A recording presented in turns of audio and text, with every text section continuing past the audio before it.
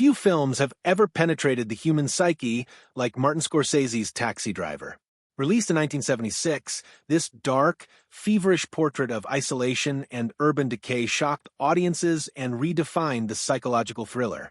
But beneath the grime and neon lies a deeper, haunting truth, a story of obsession, artistry, and danger that blurred the boundaries between acting and insanity.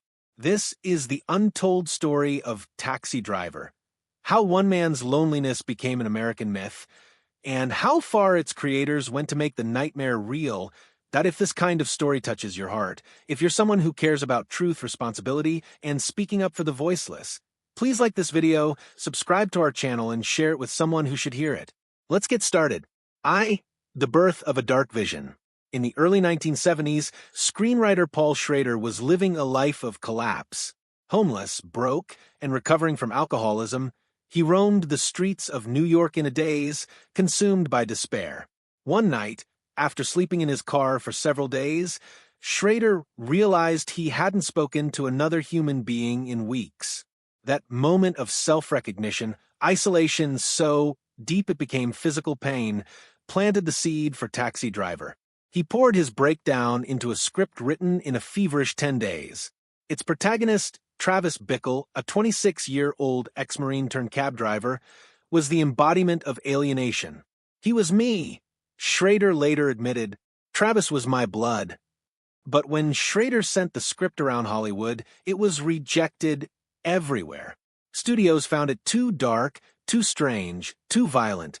Even the name Taxi Driver sounded more like a workman's memoir than a box office draw. For 2 years, the screenplay languished until a young, hungry filmmaker named Martin Scorsese read it and felt a jolt of recognition.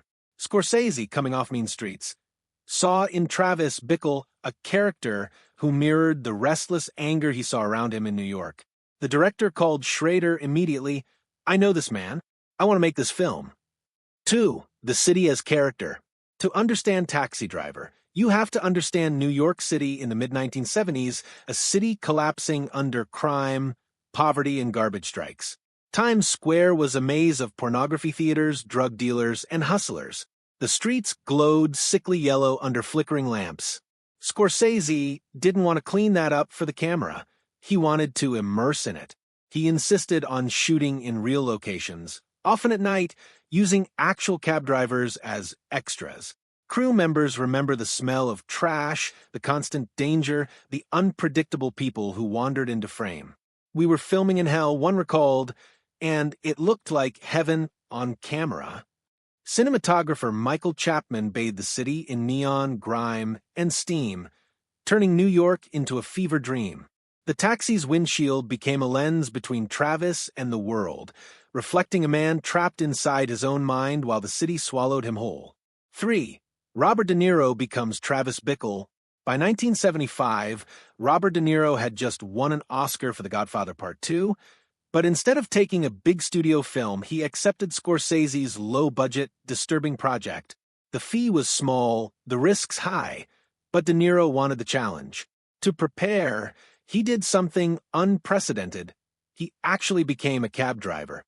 For weeks before filming, De Niro worked 12-hour shifts in a real yellow taxi, picking up passengers who never realized they were riding with one of the world's most promising actors. He studied their habits, their boredom, their tension. He also adopted Travis's life. He stopped socializing, ate poorly, slept little, and filled notebooks with Travis's diary entries, written in first person. Those lines later became the film's haunting voiceovers. When filming began, De Niro's immersion terrified even his co-stars. He'd stay in character between takes, mumbling to himself, eyes hollow and distant. Actor Harvey Keitel, who played the pimp sport, said that De Niro wasn't pretending anymore, he was Travis. The famous "You talking to me?" scene wasn't scripted. Scorsese had simply told De Niro to look in the mirror and improvise what Travis might say before the final showdown. De Niro's eerie improvisation, part child's play, part psychosis, became one of the most iconic lines in film history. For casting controversy, Jodie Foster and the Edge of Ethics. One of the most delicate parts of Taxi Driver was the casting of Iris, a 12-year-old prostitute who represents innocence corrupted. Finding someone to play that role was almost impossible until 12-year-old Jodie Foster auditioned. Her maturity, intelligence, and fearlessness impressed everyone, but the ethical risks were enormous.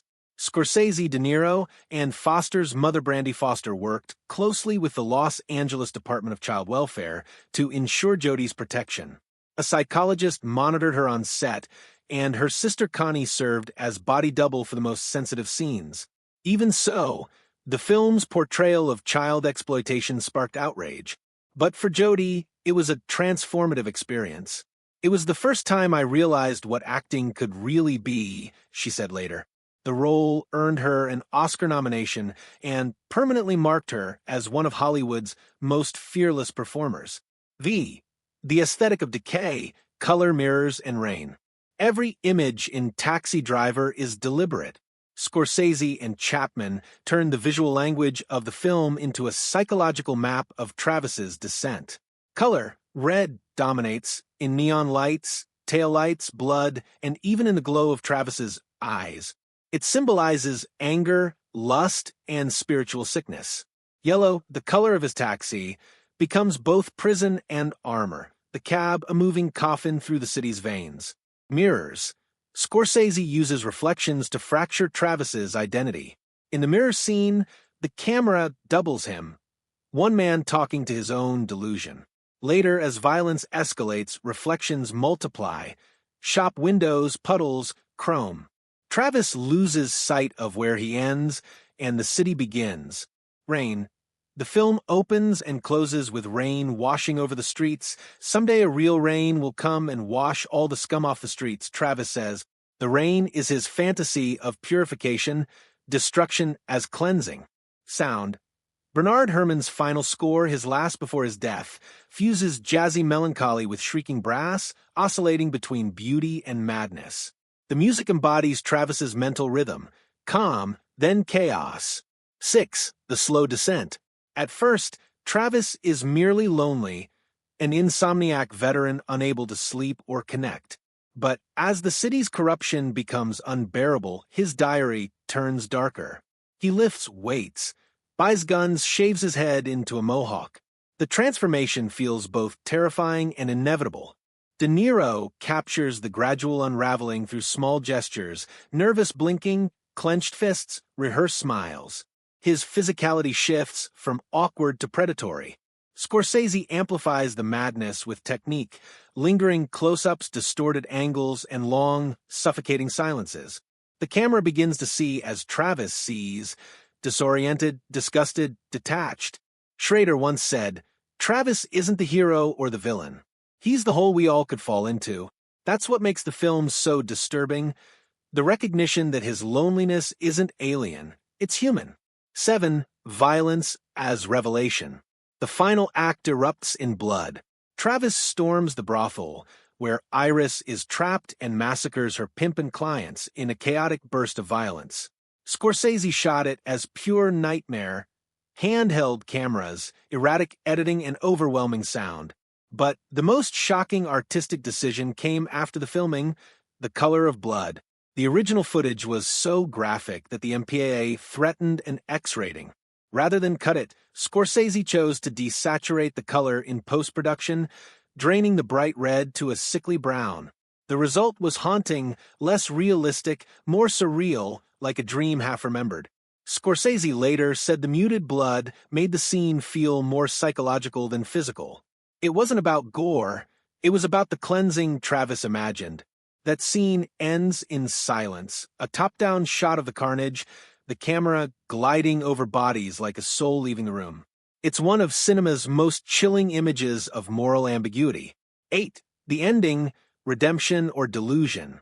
After the massacre, Travis wakes up in a hospital. Newspapers call him a hero for rescuing Iris. Betsy, the woman who once rejected him, reappears, apparently forgiving him. He drives away calm, seemingly healed. But something's off. In the final shot, Travis looks into his rearview mirror and sees something, a flicker, a flash of paranoia, and the film cuts to black. For decades, critics have debated whether this ending is real or imagined. Is Travis alive, redeemed, or did he die in that apartment, his hero fantasy playing in his dying mind? Scorsese refuses to confirm either way. Schrader has said he wrote it ambiguously on purpose as a kind of cosmic joke. In one interpretation, the ending exposes how society rewards violence when it fits a narrative of heroism. In another, it's a purgatorial loop, Travis forever driving through the city, forever alone. 9. Art imitating obsession. The film's psychological power extended far beyond the screen. Years later, Taxi Driver would be linked, disturbingly, to real-world violence. John Hinckley Jr., who attempted to assassinate President Reagan in 1981, claimed he was inspired by the film and obsessed with Jodie Foster.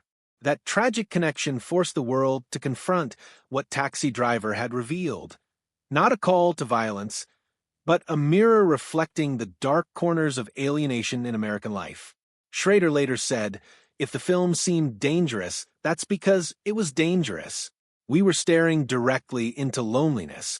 X, the legacy of nightmare. When Taxi Driver premiered at Cannes, audiences were divided. Some walked out during the violence, others cheered. But the jury, led by Tennessee Williams, awarded it the Palme d'Or, recognizing it as a masterpiece. Over time, its influence has only grown.